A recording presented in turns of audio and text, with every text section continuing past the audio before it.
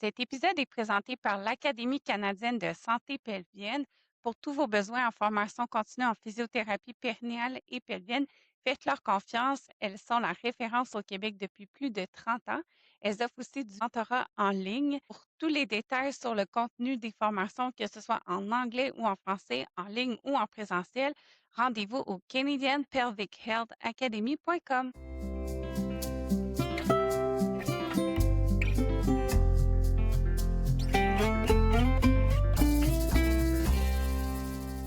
Pour discuter de la course à pied chez la femme dans toutes les phases de sa vie, je reçois Sarah Patry, qui est physiothérapeute. Allô, Sarah? Coucou Isabelle! Ça va bien? Oui, ça va bien, toi? Oui, merci. Donc, Ouais. je te laisse te présenter pour les gens qui ne te connaissent pas. Raconte-nous un peu c'est quoi ton parcours là, pour devenir physiothérapeute, puis comment la course à pied est entrée dans ta vie. Je m'appelle Sarah Patry, je suis physiothérapeute depuis 10 ans maintenant, tout comme toi. Donc, moi, rapidement, là, j'ai su que je voulais faire la rééducation périnéale parce que j'avais des problèmes justement avec des fuites urinaires depuis que j'étais tout petite.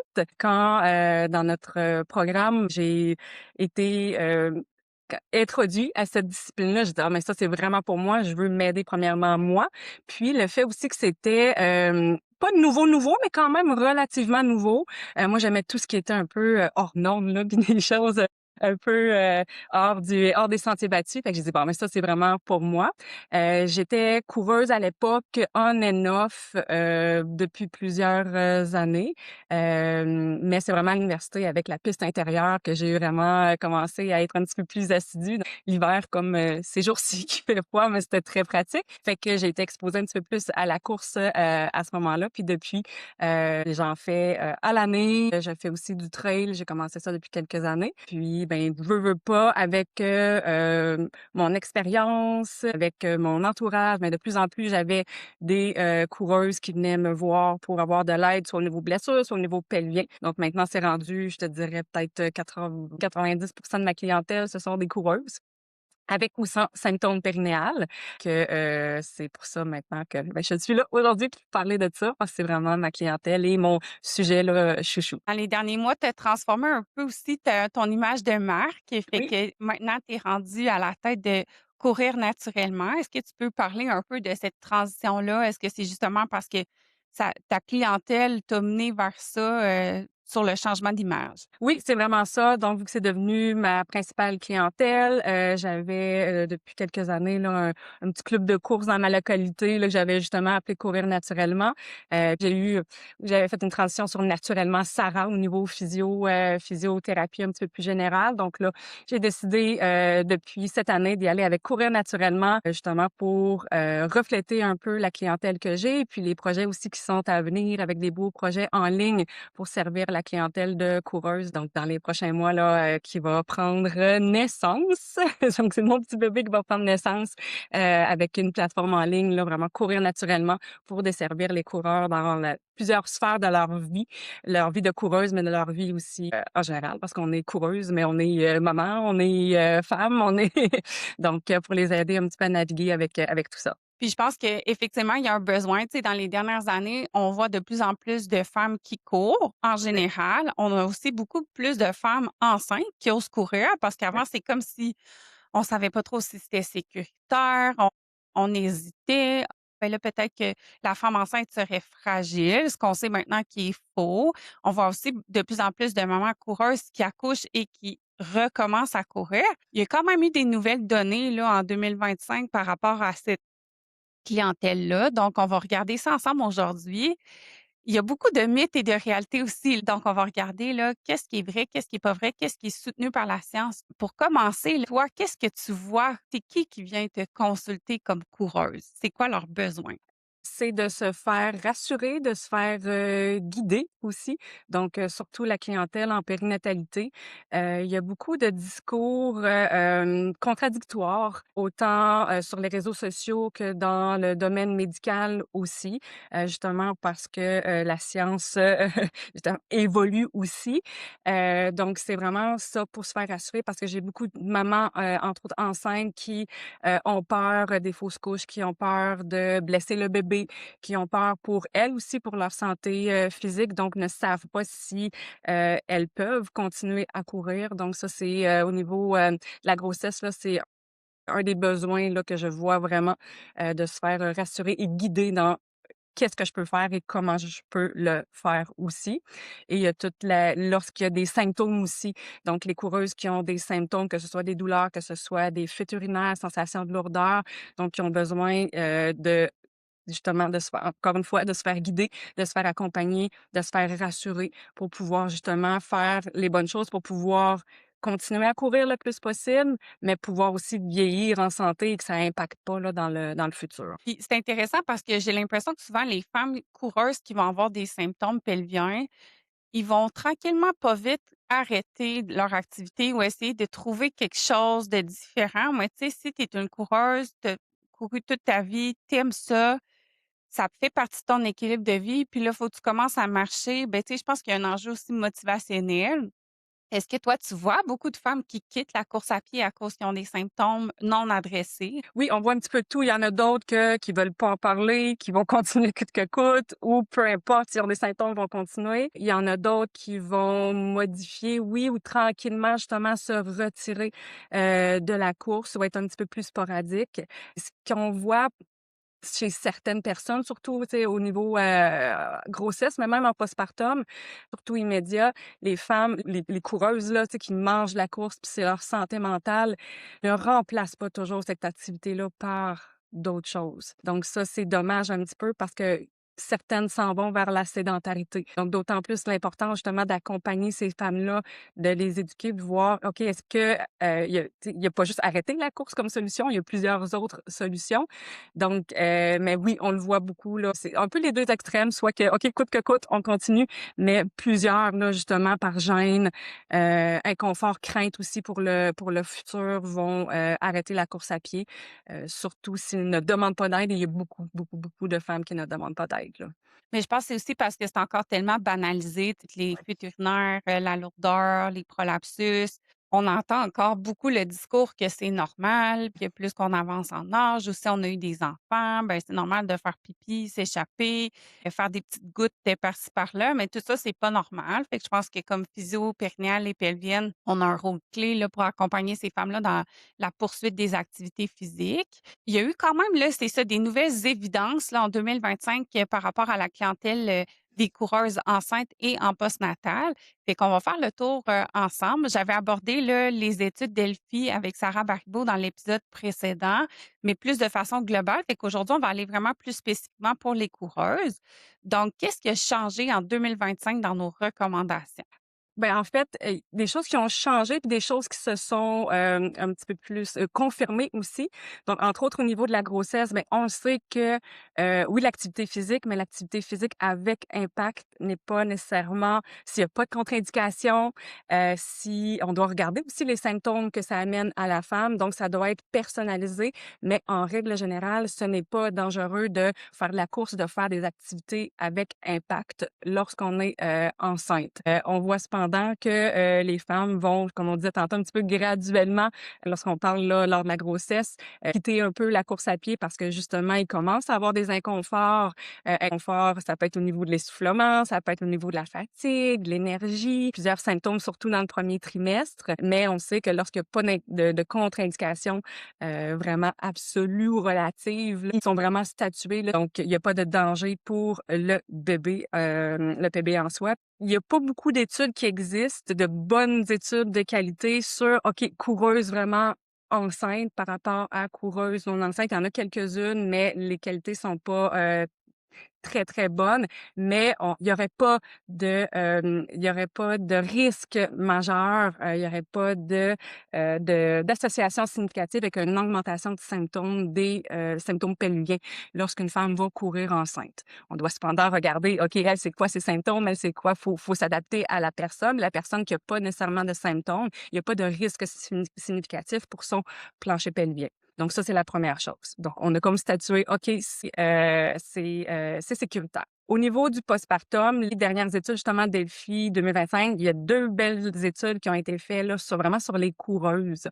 Et ce qui a été on pourrait dire nouveau là, qui a été vraiment statué. Il y a un consensus général qu'avant 3 semaines, ça c'est certain, c'est recommandé de ne pas recommencer la course à pied. Il y a à peu près 50%, un petit peu plus que 50% des professionnels qui ont fait partie de l'étude disaient qu'on ne devrait pas recommencer avant 6 semaines environ. Donc, et on parle de course à pied. Puis, le temps médian de retour à la course a été évalué à peu près à 3 mois. Donc, c'est un peu ce qu'on recommandait avant, donc de pas recommencer la course à pied avant 3 mois. Maintenant, on le sait qu'il n'y a pas nécessairement de risque qui a été vraiment significativement émis dans la littérature pour la femme pour son plancher pelvien, de commencer avant ce 3 mois-là, et même avant ce 6 semaines-là. Cependant, ce qui a été vraiment ressorti, c'est que le retour à la course à pied doit être individualisé. Donc, c'est plus la façon de le faire que le temps. Donc, ça, c'est vraiment là un élément majeur. Donc, c'est pas nécessairement le temps qui est important, mais c'est la façon de le faire. Donc, il doit avoir un screening qui doit être fait, donc une évaluation qui doit être faite pour dire si oui, la femme ou non est prête au retour à la course. Il faut le faire de façon progressive. Il faut également réévaluer un peu constamment et donc de préparer aussi le corps. Ça, c'est une des choses qui a vraiment été soulevée parce qu'on le voit des fois, les femmes ont leur rencontre à 6 semaines, ils ont le hockey pour commencer, ils vont commencer la course tout de suite. Ils vont commencer: «OK, j'ai mon hockey, donc je commence la course». Mais là, on voit qu'il y a des problématiques souvent parce que le corps n'a pas été préparé. Donc, ils ont statué, ils ont recommandé, en fait, certains muscles qui devaient être évalués et devaient être renforcés aussi pour aider la femme à, à faire ce retour à la course-là. Vraiment individualisé selon les symptômes, oui, mais selon qu'est-ce qu'elle faisait avant l'accouchement, comment s'est déroulé l'accouchement, la grossesse, comment s'est déroulée la grossesse, comment s'est déroulé l'accouchement et comment se déroule le postpartum aussi. Parce que, en postpartum, ben, il y a la fatigue. Est-ce qu'on est capable de manger adéquatement? Est-ce qu'on allaite? Donc il y a plusieurs facteurs comme ça qui doivent être, qu'ils recommandent de regarder pour statuer du quand la femme doit commencer et à quelle, vitesse doit être progressé là son programme de course, mais son programme hors course aussi. Puis, tu sais, ce que j'entends de ce que tu dis, là, c'est qu'avant, il y avait une espèce de cut-off, là, si on veut, à 6 semaines. Puis là, c'était comme tout le monde était un peu dans le même package deal, là, si Oui. on veut, du 6 semaines. Qu'on ait une athlète d'élite ou pas, tu sais, quelqu'un de sédentaire qui veut recommencer à bouger puis qui choisit la course à pied comme activité. On a beaucoup maintenant là, tu sais, des programmes en ligne ou tu sais, des espèces de justement de programmes un peu one size fits all. Qu'est-ce que tu penses de ça? Tu sais, il y a des belles plateformes, mais en même temps, je me dis, là, toi, tu dis, il faut que ce soit très individualisé, il y a des prérequis, il faut qu'il y ait une bonne évaluation. Donc, est-ce qu'on dirige les femmes vers des programmes comme ça qu'on peut facilement avoir accès en ligne ou on recommande vraiment une évaluation avant de peut-être aller vers ces programmes-là? C'est sûr, dans un monde idéal, la coureuse aurait vraiment une évaluation et pas nécessairement une évaluation à 6 semaines. On voit souvent là, la recommandation en physiothérapie qui recommande justement de faire la première évaluation en physiothérapie périnéale à 6 semaines. Mais si la femme veut commencer avant, s'il y a une problématique que ce soit, oui, on va faire un examen interne, peut-être à 6 semaines, mais avant, il y a tellement de choses à adresser justement pour accompagner la femme. Donc, pour revenir un peu à ta question sur les programmes, hem, c'est parce que c'est pas tout le monde qui a accès ou qui peut se permettre d'avoir une évaluation en rééducation périnéale. On aimerait ça, que tout le monde ait cet accès-là. Mais ça peut être intéressant d'avoir un programme comme ça, mais ce qui manque, c'est toute l'éducation pour comment adapter ce programme-là. Parce que les programmes sont pas tous bons.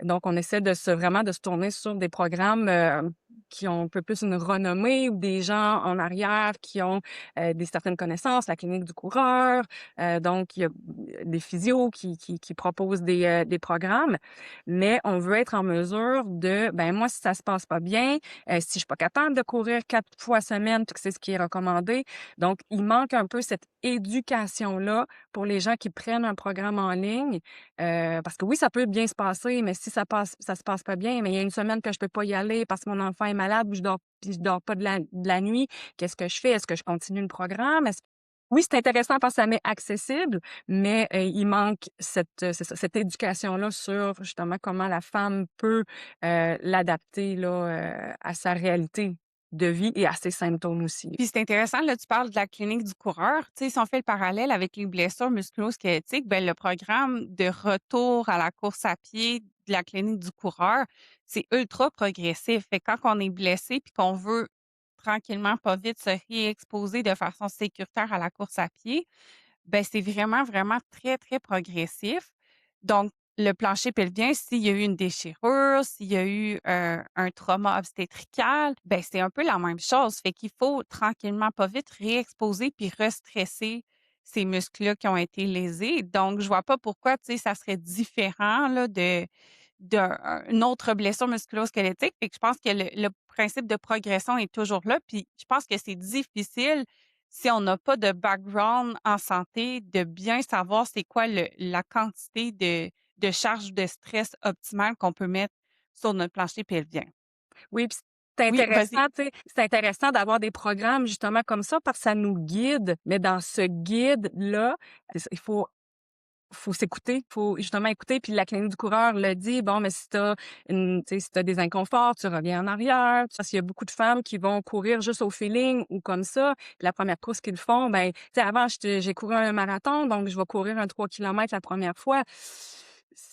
C'est beaucoup, là, quand justement tu disais, une blessure ou on a une chirurgie, mais il y a un protocole où on va vouloir y aller vraiment étape par étape. Puis parfois les coureuses qui sont habitués de courir depuis plusieurs années, mais la marche, ils ont bien de la misère avec ça. Donc mais ça fait partie de l'entraînement, ça fait partie du retour. Donc y aller progressivement, c'est vraiment la clé, là, pour donner autant au corps de se muscler, de faire refaire ses stratégies, surtout en postpartum, de se réapproprier le corps parce que là, il y a plusieurs points de repère qui ont changé. Donc, le fait d'y aller progressivement, mais c'est un entraînement en soi, ça expose graduellement et ça bâtit la force du corps graduellement.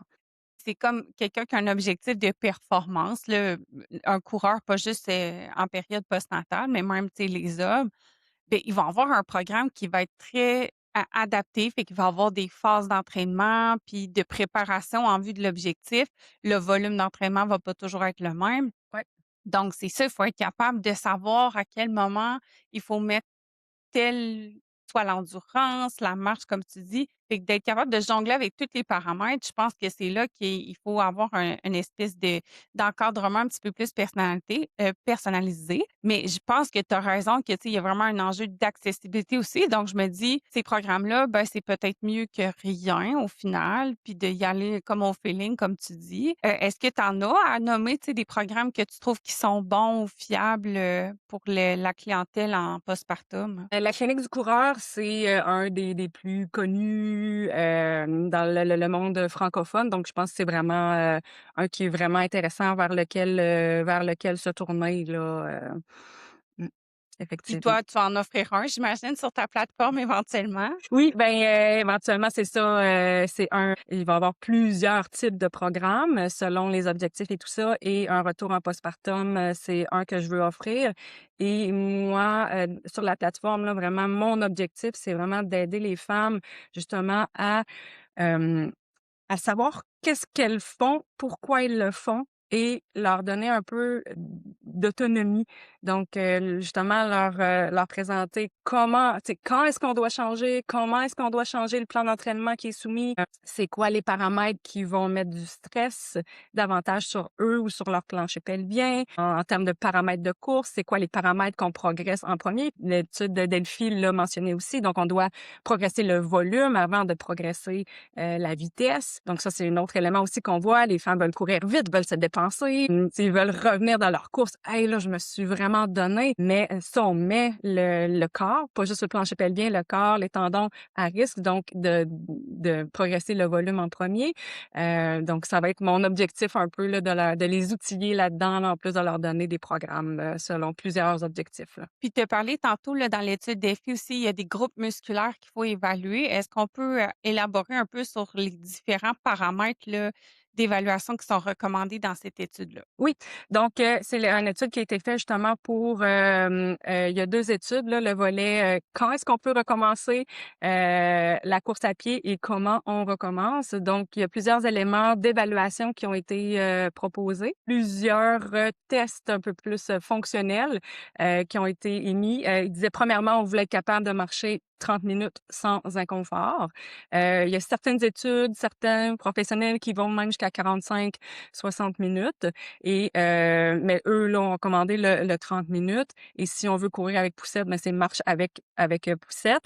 Donc, il y a toute une panoplie de tests au niveau de l'équilibre, de squat unipodal, monter sur la pointe des pieds pour aller évaluer les mollets, le pont aussi. Donc, coucher sur le dos, lever les fesses à 2 jambes, à une jambe. Ensuite, on avait tout ce qui était impact aussi. Donc, de tester les sauts, jog sur place, les sauts sur place, sauts vers l'avant. Ensuite, je pense que c'était pas mal ça qu'ils recommandaient. Donc, puis aussi, on peut évaluer tout ce qui est force avec un bilan musculaire en physiothérapie, au niveau, tu sais, tout ce qui est les muscles de la hanche, tout ce qui est muscles abdominaux aussi. Donc, par différents tests, comment le corps prend l'augmentation de pression intra-abdominale, donc avec entre autres le test là, justement de la diastase. Là. C'est sûr qu'avec lever la tête et les épaules, le SLR là, de lever la jambe, voir comment le bassin se stabilise, comment les abdos se comportent, debout, de se mettre tranquillement sur une jambe pour voir justement encore une fois là, comment le bassin se stabilise, comment les côtes aussi, on parle pas souvent des côtes, mais qu'est-ce que les côtes font? Est-ce que les côtes vont vers l'avant pour aller se stabiliser comme ça ou le tronc est stable? Donc ça c'est des tests qui étaient recommandés aussi là, à faire. C'est intéressant que tu parles des côtes parce que, tu sais, il y a quand même des changements anatomiques qui se font durant la grossesse qui reviennent pas nécessairement en postnatal. Donc, même si j'étais une coureuse, une marathonienne avant, ben, il va y avoir des changements dans mon anatomie, dans la fonction de mes muscles. Fait que ça, c'est super important, même au niveau de la respiration. Fait que, tu sais, si notre cage thoracique, elle se déforme un petit peu, ben, le diaphragme, il va bouger différemment, il va fonctionner différemment. Donc, c'est tous des éléments que je pense qu'il faut être accompagné pour faire une bonne évaluation. Puis, ne serait-ce qu'une seule rencontre, ben, c'est toujours mieux que rien. Tu sais, c'est ça que je me dis. Oui, Est-ce mais qu'il y avait ça permet justement d'aller chercher les grosses roches, comme on appelle. Qu'est-ce que sur quoi on peut, jouer pour avoir le plus d'impact. Puis justement, tu parlais de la cage thoracique. Il f Souvent en postpartum, il faut changer le soutien-gorge. Pendant la grossesse aussi, changer le soutien-gorge, changer les souliers. Donc le pied change beaucoup et la course à pied, ben, ça part de beaucoup de nos pieds.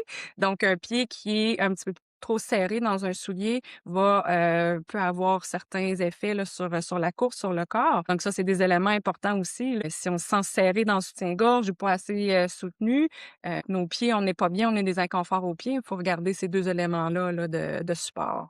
y avait-tu d'autres choses dans les études Delphi spécifiques pour les coureuses?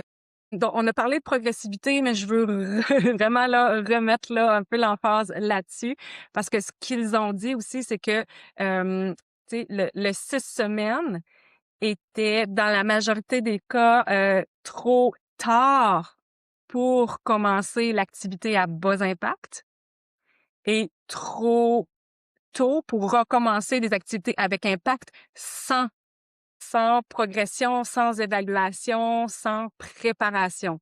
Donc oui, c'est possible avant, mais on veut préparer le corps, tu sais, on veut évaluer, on veut réévaluer. Donc c'est vraiment là l'emphase qu'ils ont mis. Le comment est super, super, super important. Donc c'était Puis juste principalement rappeler les recommandations générales, c'était de reprendre l'activité physique à l'intérieur des 12 premières semaines idéalement, ouais, faire des exercices de renforcement du plancher pelvien, à chaque à chaque jour. jour, ouais. C'est ça, fait que dès les premiers jours, premières semaines, là, postnatales, fait que tu sais, il y a une espèce de fondation qu'il faut mettre avant de justement mettre des impacts. Depuis tantôt, tu parles d'impact, là, peut-être juste préciser parce que j'ai l'impression qu'il y a certaines personnes qui pensent que impact, c'est contact. Fait Ouais. que qu'est-ce qu'on entend par, activité avec impact? Oui, ce que j'ai mentionné un peu comme, ce qu'on voulait évaluer là,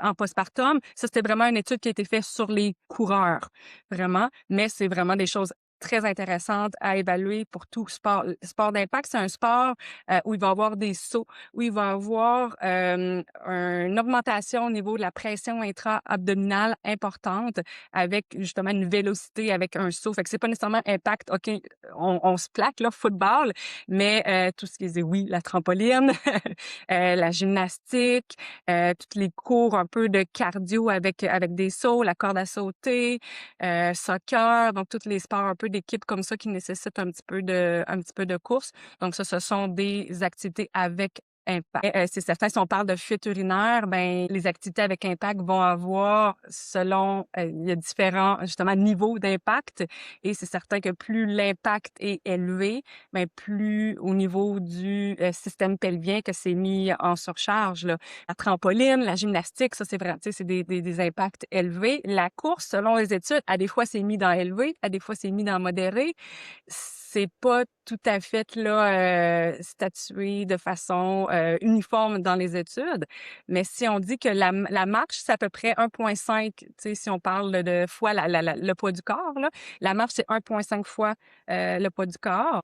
La course, c'est environ 2 à 3 fois, le poids du corps. Les sprints, on va de 4 à 5 fois, le poids du corps. Puis au niveau des impacts, tu sais, en tout sport confondu, donc c'est entre 5 et 16 fois le poids du corps que la femme va subir. Donc la course, c'est un impact, selon moi, relativement modéré, mais qui peut être influencé par la patron de course, qui peut être influencé par la surface, par les descentes.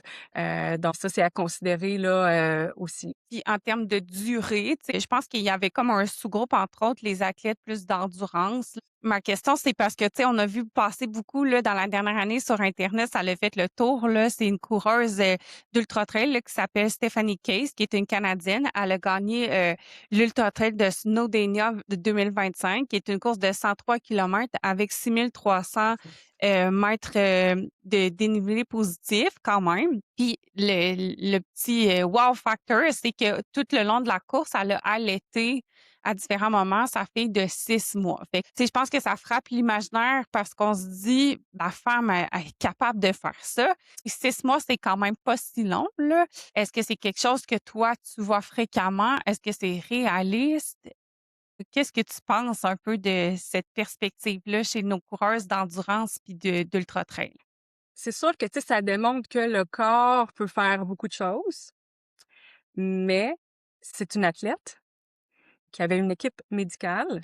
Et donc, c'est pas nécessairement à généraliser pour la majorité de la population. Donc, comme on le disait tantôt, vraiment, il faut que ça soit adapté à la personne. Donc, tu sais, le danger de voir ça, c'est qu'il y a deux choses. Que la femme qui dit, ah, mais moi, on m'a dit qu'il fallait pas courir avant. Fait que, je peux, fait que let's go, j'y vais. Tu sais, un peu sans structure, sans rien.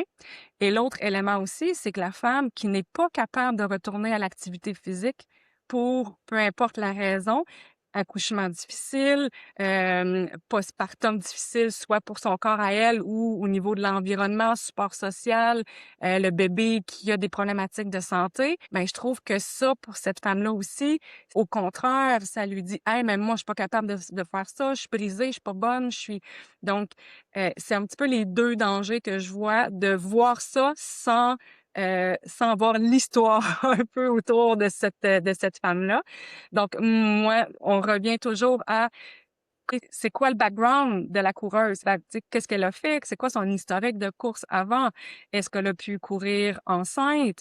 Est-ce qu'elle a pu être active enceinte, même si la course n'a pas été possible? Est-ce qu'il y avait des symptômes avant la grossesse, pendant la grossesse? Comment s'est déroulé l'accouchement? Puis tout justement le processus de retour à la course, comment il se passe. Donc, faut tout mettre ça un petit peu en contexte et justement, quand on voit des histoires comme ça, c'est de De relativiser le un peu. relativiser un petit peu à ça et tu sais, les études, oui, on nous montre que présentement, il y a tu sais, le il y a pas nécessairement d'effet majeur à reprendre, tu sais, trop tôt la course quand tout se passe bien, heu, mais il y a pas nécessairement beaucoup d'études et tout ça, donc c'est pour ça il faut vraiment le personnaliser parce qu'il y a tellement de facteurs.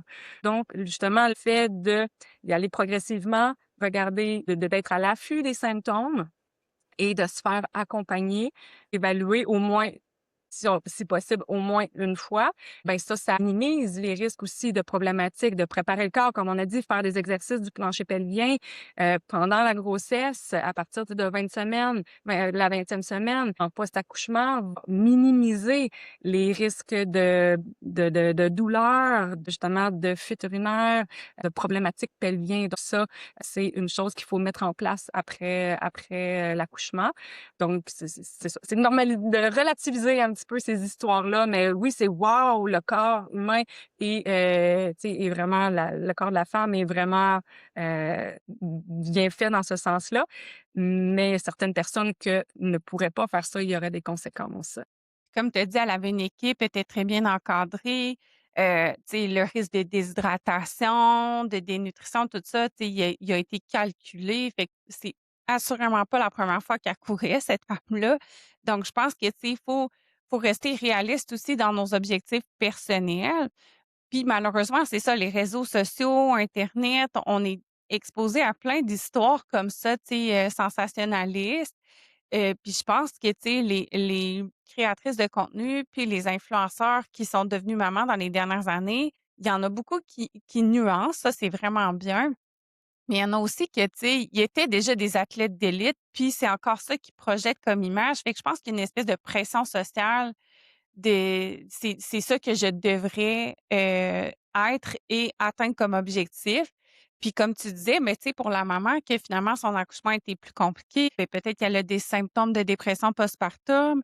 Tu sais, ça peut mettre une grosse pression aussi de se dire: «Moi, je devrais être comme ça». Fait qu'il faut faire attention dans les images puis dans les messages qu'on véhicule, surtout sur les réseaux sociaux parce que je pense que tout ce qui touche à la maternité, la grossesse, c'est souvent très idéalisé.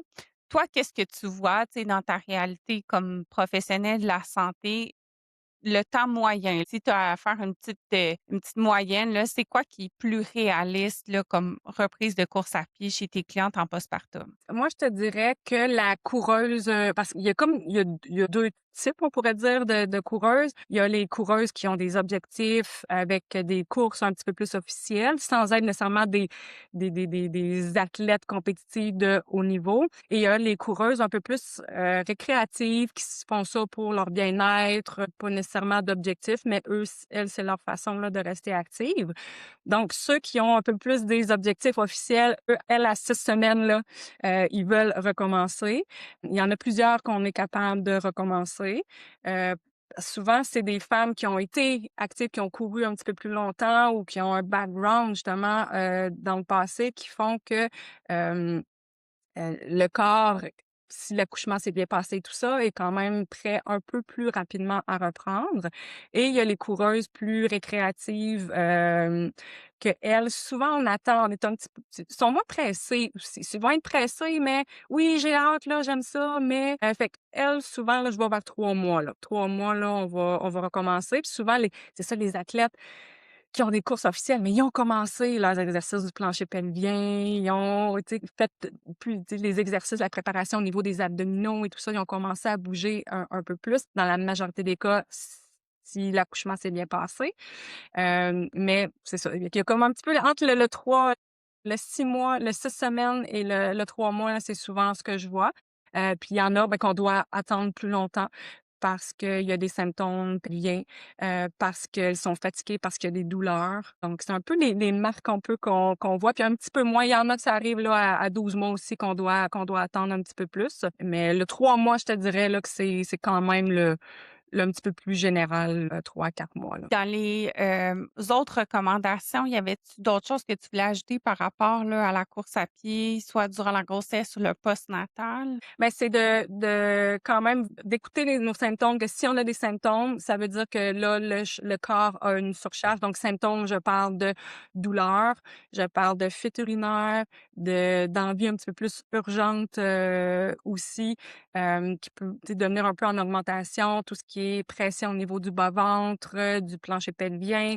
Donc s'il y a des symptômes que: «Oups, c'est un petit peu bizarre ça», ben OK, peut-être qu'on doit modifier la course et le symptôme peut être pendant la course, mais il peut être 24-48 heures après aussi.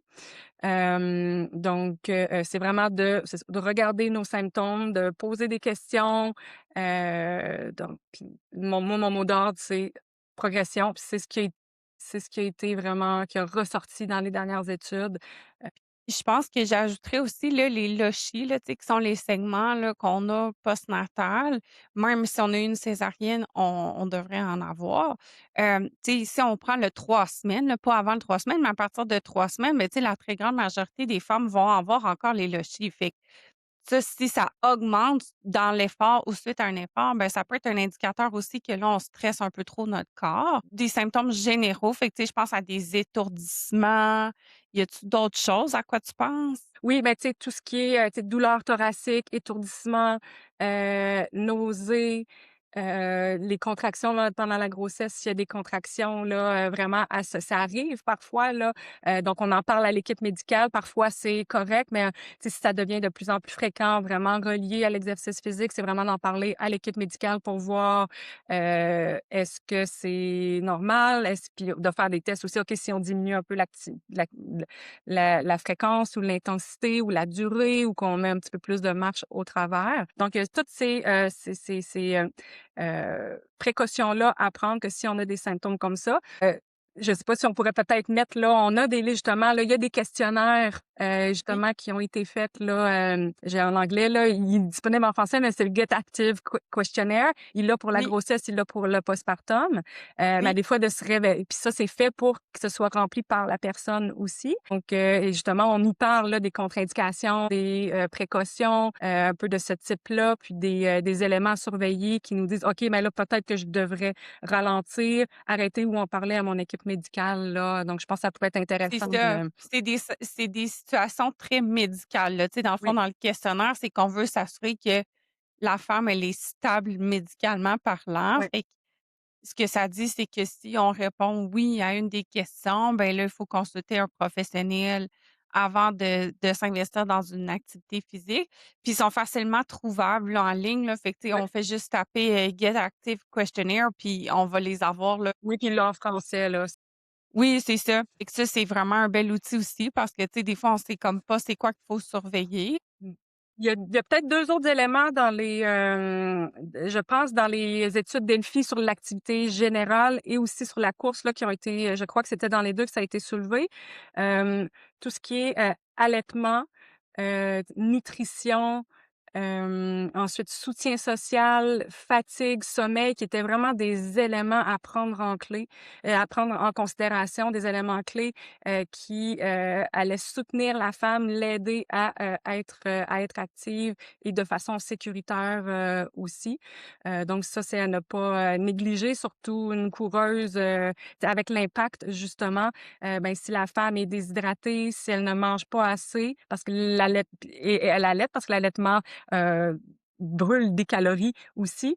Donc, il y a certains risques, justement que d'accumuler de la fatigue, certains risques de fracture de stress, aussi. Donc, de prendre ça aussi en considération, tous ces éléments du quotidien de la femme, là.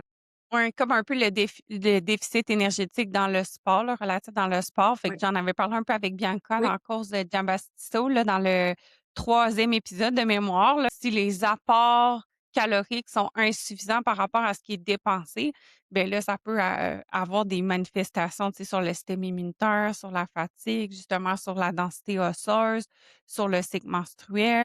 Fait que c'est toutes des choses qu'il faut considérer. Puis quand on est dans une période de changements hormonaux aussi important que le postpartum, ben des fois, ça peut être un peu comme passer sous le radar.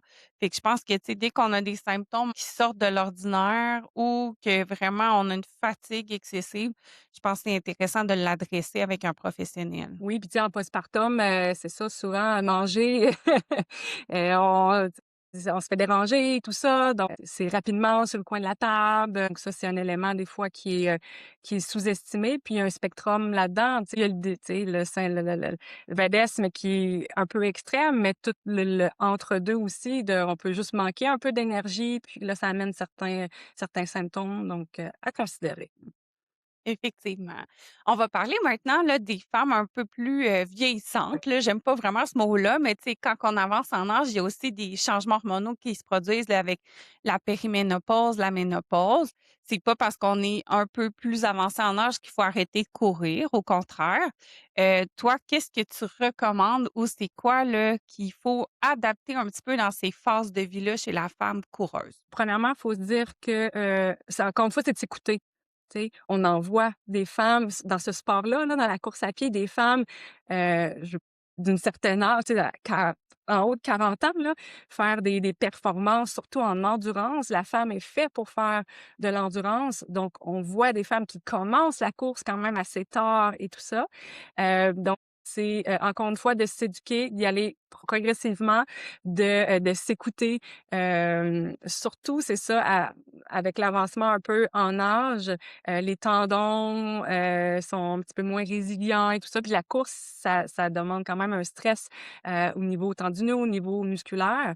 Donc, c'est de s'assurer que, on y va progressivement, qu'on soutient notre corps aussi. Les recommandations canadiennes, des mondiales recommandent de faire 2 séances minimum de renforcement musculaire, par semaine. Donc ça, c'est justement pour contrer, la diminution de masse musculaire, j de diminution de masse osseuse aussi avec l'avancement en âge et c'est justement ça soutient notre course pour qu'on ait moins de blessures en course à pied. Donc ça aide à être plus forte aussi pour que justement quand on va courir, ben, on a une force musculaire, une endurance qui est augmentée. Je pense que c'est important aussi de dire que les impacts, là, tu sais, tantôt on a défini un peu c'était quoi le concept de l'impact dans l'activité physique. Bien ça, il y a quand même vraiment des évidences qui nous disent que ça contribue à la santé Oui. osseuse, donc la prévention de l'ostéoporose. Fait que nos femmes qui courent puis qui sont dans la phase de transition de périménopause, ménopause, bien c'est un facteur de protection au niveau de la densité osseuse. Fait que ça, c'est vraiment important. Dans le fond, on encourage les femmes à continuer à courir, puis comme tu dis, ben de faire un complément avec les entraînements plus en résistance musculaire, fait que soulever des charges, ben ça aussi là, ça permet de rester en santé physique plus longtemps. Est-ce qu'il y a d'autres recommandations que toi tu donnes? C'est vraiment c'est ça, c'est très propre à chacun. Donc surtout s'il y a pas de symptômes, s'il y a pas de problématique, si la femme est bien, let's go, on court et on y va. Moi, ce que je recommande et ce que je vois parfois chez certaines coureuses, il y en a qui vont courir, exemple, 2 fois par semaine ou ils vont faire des longues courses 2 fois par semaine. Il y a ça, là, à des fois que je vais, essayer de modifier un petit peu. L'impact, la tu sais, le que qu'amène la course, on veut avoir idéalement un stress qui est régulier et dosé. Donc quelqu'un qui court des longues courses 2 fois par semaine, plusieurs jours un peu pour se déconditionner un peu légèrement. Quand la reprise se fait, si le stress est trop grand, mais c'est là souvent qu'on va avoir: «Ah mais là je vais être raide». Tu sais, quand je refais la course, je vais être plus raide, je vais avoir des inconforts musculaires, je vais être raquée. Donc c'est souvent ce que je vois chez certaines personnes et là, on est mieux de courir plusieurs écoles de pensée. Tu sais, il y en a qui disent à tous les jours. C'est encore une fois, ça dépend. J'ai des personnes qui, eux, elles vont, vraiment tolérer et c'est possible dans leur quotidien de faire un stress presque à tous les jours de course, des petits stress et c'est ce que le corps aime. Quand il passe trop de journées à s'en en faire, mais c'est là qu'ils vont avoir des symptômes soit musculaires ou même pelvien. Et j'en ai d'autres qui ont besoin d'une journée ou parfois 2 de pause entre leurs courses pour bien tolérer la course. Donc ça, c'est propre un peu à la personne, à l'historique un peu d'activité physique, mais à la personne en soi, là. C'est de voir justement s'il y a des inconforts à la course. Hem Est-ce que c'est ça, est-ce que c'est espacé? Est-ce que c'est rapproché? Il y a plusieurs paramètres là, qu'on peut jouer et recommandations aussi que je donne, tout ce qui est on n'en a pas parlé pour la grossesse postpartum, mais ça peut être super quand même intéressant. Il y a, certains paramètres de course qui vont être plus difficiles pour le corps, plus difficiles pour le plancher pelvien. Donc, c'est d'utiliser ça aussi pour rendre la course, plus sécuritaire ou avec moins de symptômes. Tout ce qui est, en montée, quand il y a des côtes à peu près de 6 à 9 là, des côtes modérées, pas très, très hautes, ben ça va, faire en sorte que ça va être, moins difficile. Exemple, pour le plancher pelvien, moins d'impact. Les descentes vont être beaucoup plus stressantes, que ce soit sur le plancher pelvien ou sur le corps. Donc, si la femme a des inconforts tendineuses, a des inconforts pelvien, on va faire attention, dans les descentes. La vitesse est très stressant aussi pour, le corps et le plancher pelvien. Donc, c'est d'y aller très, très, très graduellement et chez certaines personnes, c'est pas toléré. Donc, on va diminuer la vitesse, on va aller avec des courses sans intervalle de vitesse pour être capable de courir longtemps sans créer de blessures et éventuellement, si la personne le désire, introduire graduellement. Puis est-ce que toi, tu recommandes ou tu sais, dans les guides de pratique, est-ce que c'est recommandé d'inclure des exercices de mobilité, de souplesse au travers de tout ça ou c'est plus individualisé selon les besoins de chaque personne? Faut faire attention à tout ce qui est étirement. Donc, surtout là au niveau des mollets, au niveau des jambes, on a besoin d'une certaine élasticité ou d'un certain rebond, d'une certaine rigidité pour pouvoir accumuler. Quand on met le pied au sol, on accumule de l'énergie et quand on se propulse, ben on c'est comme un ressort. Donc, on expulse cette énergie-là. Donc, si on fait, tu sais: «Hey, je veux que mes mollets soient souples, souples, souples» et qu'on fait beaucoup, beaucoup, beaucoup d'étirements, ben là, ça peut aller dans un autre spectre de, justement, on est moins efficace à la course. Donc, on y va plus y aller, ce qui est intéressant, c'est avec des exercices de mobilité, mais un peu plus dynamiques. Donc, au lieu des étirements passifs qu'on va tenir. Donc, la mobilité est très intéressante, surtout chez une coureuse ou un coureur qui, fait beaucoup de courses et que c'est son seul sport. Parce que la course, c'est dans un plan de mouvement. Donc, on perd un petit peu la mobilité dans les autres plans. Fait que le fait de faire de la mobilité va entretenir la santé de nos articulations, justement de faire ça. Donc, c'est pas obligé d'être long, ça peut être juste quelques mouvements. Oui, ça, je pense que c'est très, très, très pertinent, la mobilité un petit peu plus dynamique et si une personne a une problématique, soit des antécédents de blessures, qu'il y a eu justement des raideurs, des diminutions de mobilité, mais là, on va vouloir adresser cette problématique-là, surtout si c'est, au niveau des chevilles, les hanches, même le dos au niveau des rotations. Donc, on va vouloir s'assurer que la mobilité est, optimale. Donc, je pense qu'on aurait tous on pourrait tous bénéficier d'un peu de mobilité, mais certaines personnes, en fonction de l'historique, heu, peuvent je pense que c'est un must là dans leur routine. Un petit mot sur les surfaces, tu sais, tu en as parlé là, très brièvement. Par exemple, là, moi, je suis, en postnatal, là, je suis prête à reprendre la course à pied. Là, on est dans le vortex polaire, ça me tente pas d'aller dehors, je commence sur mon tapis roulant. Est-ce qu'après ça, je peux continuer ma progression puis repartir de la même place dans mon entraînement puis m'en aller dehors ou en montagne? Qu'est-ce qu'on recommande par rapport au changement de surface? Puis qu'est-ce qui est plus protecteur ou qui a plus d'impact là, au niveau des articulations et des structures musculo-squelettiques? Le changement de surface, c'est un vraiment des facteurs, de blessure. Ça peut être un facteur, quand même important de blessure.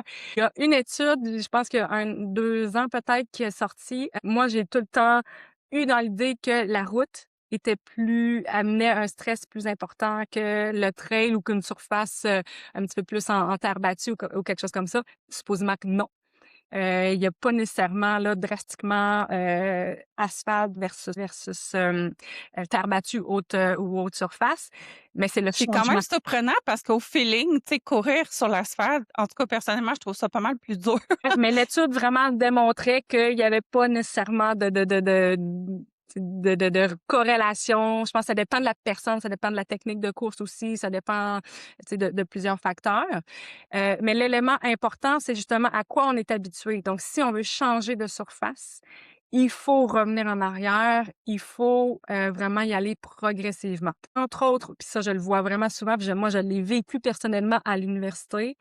Je m'entraînais à l'extérieur, heu, quand même une longue distance, puis je suis allée faire ma première course sur tapis roulant à l'université et je pense que j'ai eu de la misère à marcher pendant 3 jours. J'avais tellement mal devant des hanches, des cuisses, là, parce que c'est pas les mêmes muscles qui sont utilisés sur tapis versus dehors. Sur tapis, c'est le tapis qui amène le pied vers l'arrière et c'est les muscles en avant de la jambe, la hanche, qui doivent arrêter le mouvement et ramener la jambe. Tandis que dehors, c'est les muscles en arrière de la jambe qui vont propulser. Donc, c'est pas les mêmes muscles, c'est pas la même sur le tapis, il y a un rebond, là. Donc, si on court sur tapis sur une longue période, on sort à l'extérieur, revenir en arrière dans le programme. Ça, je l'ai vécu aussi l'année passée. J'ai fait ma lâche un petit peu. J'ai fait beaucoup de tapis roulants pendant l'hiver. Puis, moi, je me dis: «Ah, mais OK, c'est bon, je sors dehors». J'ai pu faire une demi-heure. Après une demi-heure, là, j'étais fatiguée, là. J'étais obligée de rentrer à l'intérieur, finir sur le tapis parce que c'était vraiment pas les mêmes muscles qui travaillaient. Donc, c'est à faire vraiment attention parce que c'est un risque de blessure quand même. J'ai ça, l'environnement, tu sais, toi, tu habites quand même sur le bord du Ouais. fleuve, fait que, tu sais, il y a toujours un petit vent, là. Oui, c'est plus vent d'en face, vent dans le Le dos. froid, la chaleur, tu sais, juste au niveau du métabolisme, mais il faut s'ajuster Ouais. dans un environnement contrôlé, toujours la même température, ton tapis qui est toujours au même endroit dans ta maison versus quand tu sors, ben là, il y a toujours des éléments un peu environnementaux qui influencent aussi notre capacité physique. Fait que je pense qu'il faut vraiment, comme s'ajuster puis comme tu dis, être plus prudent puis recommencer avec des paramètres un petit peu moins intenses. Puis s'ajuster, puis écouter notre corps, Oui. avant Ouais, ouais. d'aller vers la blessure. Puis une autre au niveau des surfaces, là, ce que je vois souvent aussi, c'est que, souvent, on va courir aux mêmes endroits. Puis surtout dans la rue, ce qui arrive, c'est que souvent la rue est penchée un petit peu sur le côté et là, on court face au trafic. Donc c'est penché comme ça. On tourne de l'autre côté, c'est encore penché comme ça.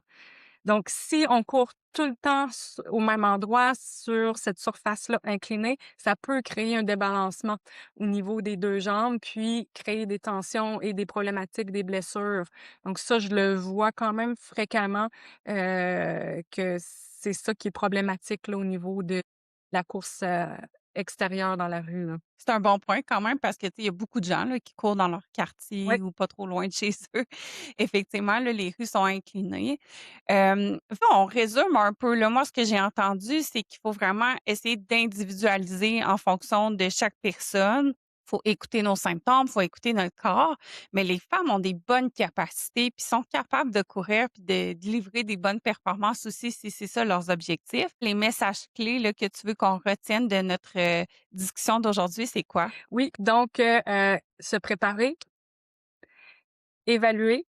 Donc, évaluer soit avec une équipe de professionnels ou apprendre c'est quoi les symptômes que je dois regarder. On veut par la suite progresser, y aller progressivement et adapter. Adapter en cours de route. Donc, parfois, on a un objectif qu'on veut atteindre, mais il y a différentes façons d'arriver à cet objectif-là. Il faut pas hésiter à prendre une autre route. Donc, de modifier en cours de route, c'est vraiment ça. Mais progression, ça, c'est c'est le mot que je dis le plus dans ma journée. Puis, oui, la femme est forte, la femme est capable, mais faut pas non plus, si on n'a pas envie, si notre corps n'est pas rendu là, faut pas se sentir coupable non plus de dire: «Mais moi présentement, c'est c'est ce que je suis capable de faire dans mon quotidien, mais je progresse avec ça» et non pas de se comparer à ce qu'on était capable de faire avant ou à ce qu'on voudrait faire dans un monde idéal. Il faut vraiment prendre en considération, où on en est présentement là, de pas se sentir coupable de ça, de ne pas se comparer non plus parce qu'il y a pas une femme qui est pareille, il y a pas un accouchement, il y a pas une grossesse qui est pareil, il y a pas un milieu de vie qui est pareil non plus. Donc c'est vraiment de voir ses objectifs au moment présent. Puis si on est une coureuse, puis on veut te consulter parce qu'on a aimé, ce qu'on a entendu aujourd'hui, à quel endroit on peut te retrouver? Oui, sur les réseaux sociaux, donc Facebook et Instagram, Courir naturellement. Mon site web qui est pas tout à fait à jour là, avec les projets qui s'en viennent, mais quand même sarahpatry.com. Donc, vous allez pouvoir voir tout ce qui se passe. Puis, si vous voulez être éduqué aussi, il y a plein de choses que je partage aux femmes coureuses. Et si vous avez des questions, mais vous gênez pas.